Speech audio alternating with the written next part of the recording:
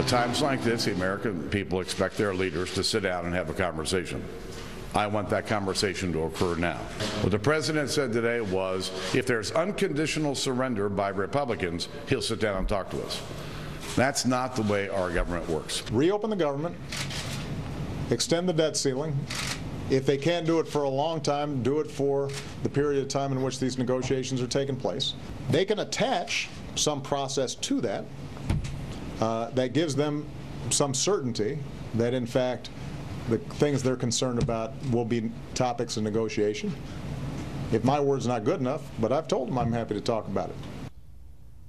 So you're saying there's a chance?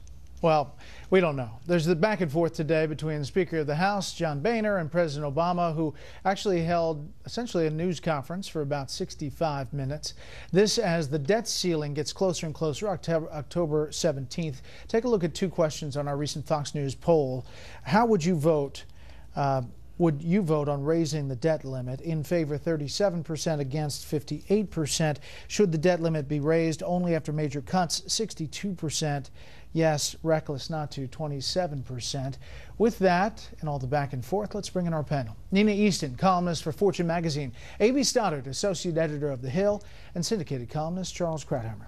Charles, it looks like, or it sounded like, there was the beginning of an exit ramp, that the president was saying, yes, he said, I'll agree to a short term, even very short term, to talk and do this negotiation.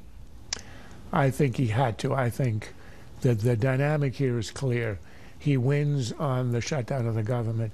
He loses on the debt ceiling, and he is really afraid of that debt ceiling. He says he won't bend on this. Of course he'll have to at the 11th hour.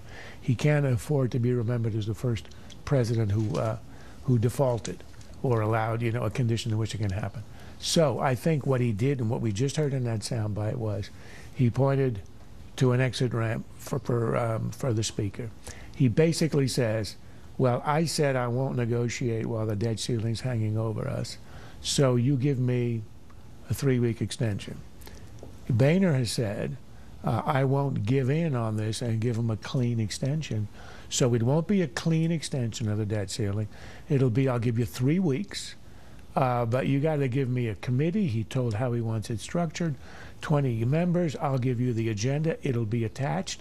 So it will be a conditional extension. I think the president, he gets away and he finesses it. Boehner will finesse it. Now, whether it'll succeed or not, I have no idea. We know what happened the last time around. They had a super committee which didn't succeed. But that's the way in which you avoid the catastrophe from the president's perspective, and where you get what Boehner has said, all I want is negotiation, he would get it.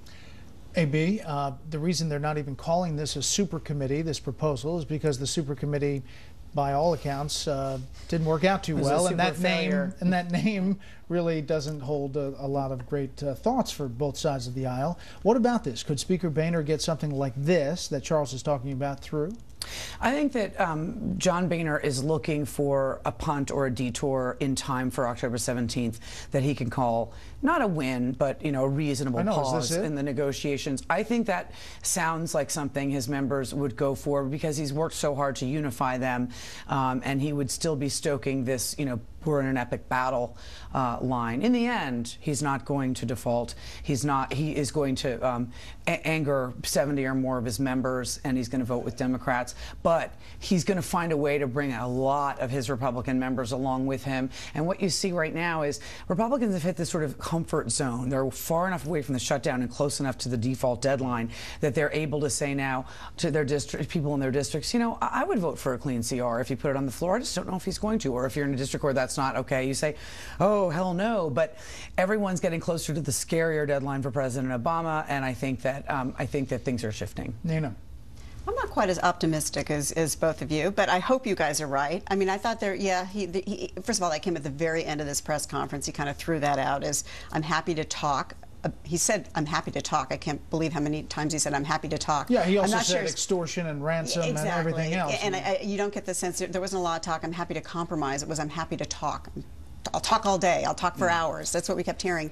There's also a threat from the White House this afternoon to veto a similar proposal to what you're talking about that Boehner has proposed. I think he's willing to have a talking structure, but I don't think he's willing to have a talking structure that is like a Bowles-Simpson or a super committee that would require him to make these hard choices. So I'm not sure that it's great that they're like a slight opening here, but I'm not sure that's where this is going to be. The other thing is that this president, it's clear from today's press conference that there's two strategies going on here. One is the question of getting something moving forward on the debt limit, but the other thing is to stop this cycle, stop the fever, break the fever cycle of always running up to the brink. They want to stop that cold, and they think they have the political upper hand to do that. But on the debt ceiling, it seems like Speaker Boehner feels empowered by just his words, looking at the polls. Take a listen to him on the debt limit this afternoon. When it comes to the debt limit, I agree with the president. We should pay our bills. I didn't come here to shut down the government. I certainly didn't come here to default on our debt. But when it comes to the debt limit, again, over the last 40 years, 27 times the debt limit has been used to carry significant policy changes that would, in fact, reduce spending and put us on a saner fiscal path. We can't raise the debt ceiling without doing something about what's driving us to borrow more money and to live beyond our means. Those words are appealing to a lot of Republicans, there are a lot of conservatives, and a lot of moderates, and frankly, a lot of Democrats. I think that's the winning idea. He's got the upper hand on the debt ceiling, and I think, and especially as you showed in the polls, the majority of Americans wouldn't even raise it in the absence of a deal. So it isn't as if, holding the line is something that the president is going to be able to do, and he can't allow it to happen. So I think, and look, Boehner has said, he didn't outline what he wants as a conclusion. He didn't say, I have to have a Bowles-Simpson commission that's going to end on its day with the following result and resolving X, Y, and Z. He just said, I want to talk. He said there's nothing on the table, which is an odd statement, and there's nothing off the table. There is no table. There isn't a table? There aren't even any chairs. I'm not even sure the room exists. All he wants to do is to appoint a committee, and he'll decide between now and then the agenda, a short extension which allows him to say this wasn't a cave at all.